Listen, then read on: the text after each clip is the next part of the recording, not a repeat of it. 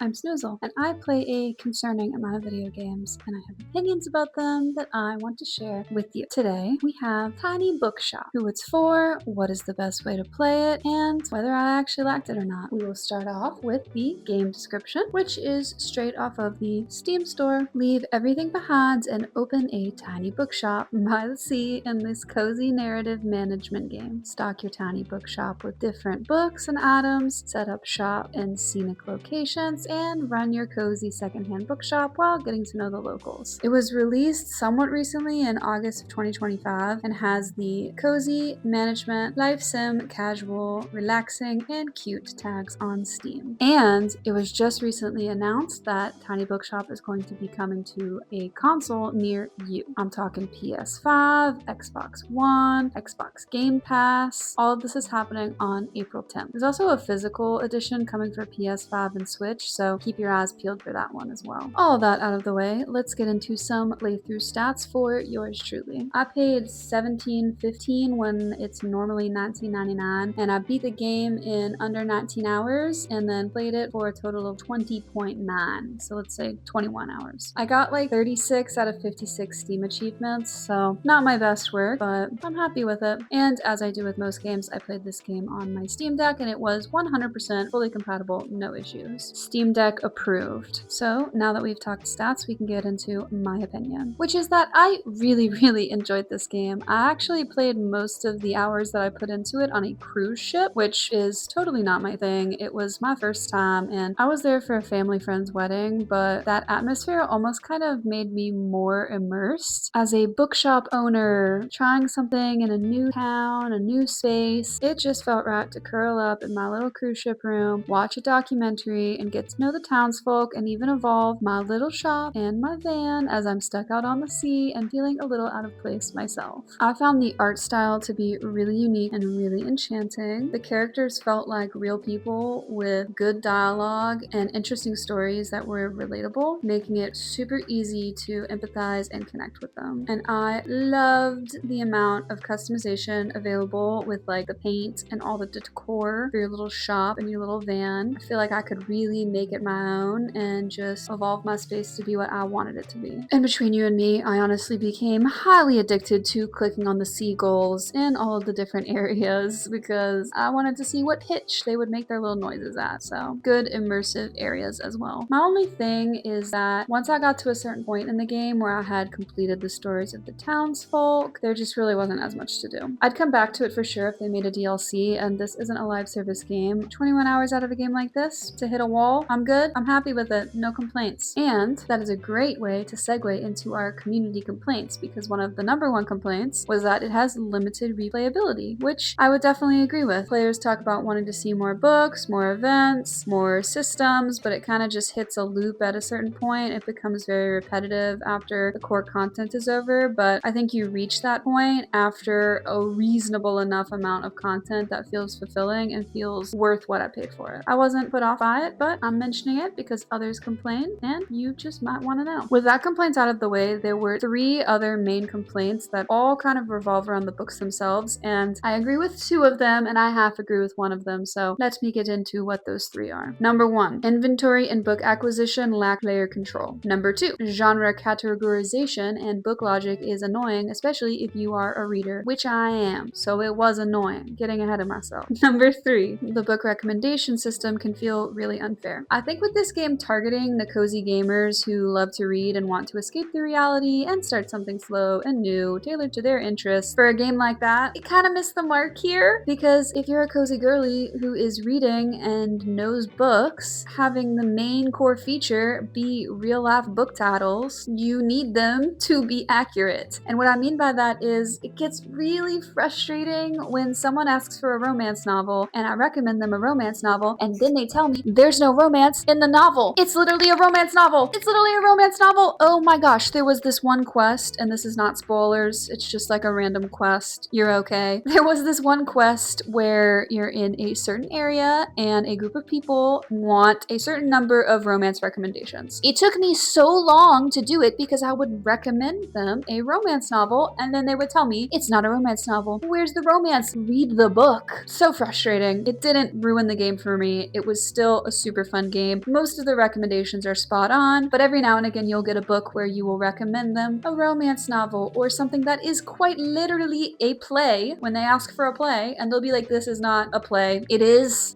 a play. Anyways, it could use some tweaking for sure. In addition to that, while we're talking about romance, there is not a romance genre, which I think kind of does miss the mark. It's kind of one of the biggest genres. I know they just condensed it for clarity, simplicity, I don't really know, management, ease, I'm not sure, but there should have been a romance genre, but whatever. It's not gonna actually affect the game. It's just kind of an eyebrow raise if you are an avid reader, and considering the game is targeting the cozy gamers who probably love to read, just seems like something you'd be like really making sure is good to go, but I digress. The last little rant I'm gonna do is the one that I like half and half agree with, which is the inventory and book acquisition lacking player control, and let me tell you why. I think it is really cool and realistic to the story to just buy people's old books at a discount since you're just a little shop in a little town. Like, yeah, it could be cool later on to have that change as you become like a bigger deal, but I have no issue with the acquisition system at all. I do wish when you stock books, you could have the like choice to see what book title you're grabbing. I kind of understand why they wouldn't do that, because like it could be overwhelming, and if you don't really know anything about books or like whatever, like I get why they didn't do that, but sometimes I would stock up like a whole bunch of a certain type of book knowing what the people wanted there after playing for a while, and then it just wouldn't have any of what I actually was looking for. I just got like horrible RNG, and that doesn't really feel good, because I definitely could have just curated those titles myself when I was stocking my shelves, because I've been here before, I know what my regulars want, and that's kind of part of integrating with the community, right? So I do feel like I agree to an extent, but like the way that I get the books, it feels immersively correct. But all of that ranting aside, this was an incredible game. I think it is for the book girlies. Just know that you might have a little bit of an eyebrow raise at some of the titles, and you might get a little frustrated when you recommend a romance book and then they tell you there's no romance in it. But if you can get past that, which I really had no problem getting past that, other than that one quest that was like a little frustrating, does not take away from the game at all, just a personal grab as someone who does have book knowledge. All that to say, what is the best way to play this game, and who is Tiny Bookshop for? In my opinion, Tiny Bookshop is best played the way you'd read a book on a rainy afternoon, which is not rushed, not optimized, but just settled into. You can curl up with a warm drink, a blanket, and a good YouTuber or your favorite comfort streamer. In my case, I watched some documentaries. Put on that content in the background and just let the game exist alongside you. Open your shop, chat with your regulars, and recommend books based on feelings more than logic. At the end of the day, there is a surprising amount of warmth in having characters genuinely react to your suggestions. It will scratch that very real itch of, I just want someone to care about the things I care about and maybe even care about me. If you enjoy personalizing things, decorating shelves, arranging displays, and shaping a space that lets you express your taste without pressure, Tiny Bookshop is definitely for you. You slowly become part of a small community where conversations matter as much as mechanics. It's less about running a business and more about inhabiting a gentle routine. The immersion value is unbeatable if you set the mood right. Continuing on, you will enjoy this if you like cozy routines, decorating spaces, getting to know NPCs with their own lives and their own feelings, and sharing recommendations. And all in all, just games that feel more like companionship rather than a challenge. It's especially for you if you are the kind of person who loves recommending books or curating playlists for your friends, or giving movie recommendations, or giving game recommendations.